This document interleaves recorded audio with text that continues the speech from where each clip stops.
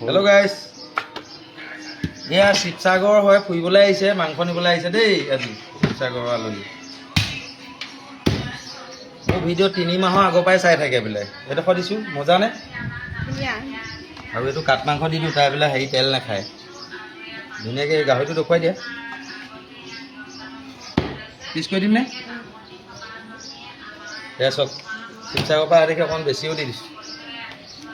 কেতিয়া আহিলা ফুৰিবলৈ? পৰহি আহিলা? এইটো চব কি ধুনীয়া মাল দিছোঁ দেখিছোঁ নাই তাইক? 300কৈ দিছোঁ। মোৰ ভিডিঅ' 3 মাহৰ আগৰ পৰা চাই আছে বোলে তাই।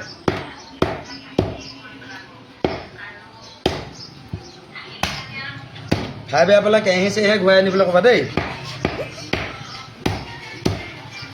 খাই বেয়া পেলাই কেৰাহী চেৰাহী ঘূৰাই দিবলৈ কৈছোঁ, কি কৰোঁ, উপায়তো নাই। আপোনালোকে জানেই দামটো কমাই দিছোঁ যে বেমাৰী বুলি নাভাবিব।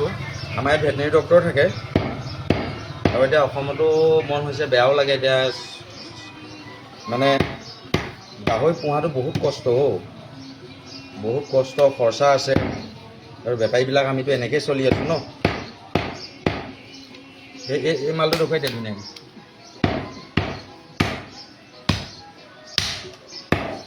তাইও বেছি ইমান দূৰৰ পৰা আহিছে, আৰু অকণমান তেল 2 পিচ লগাই দিছোঁ তাইক। জয় জুবিন দা।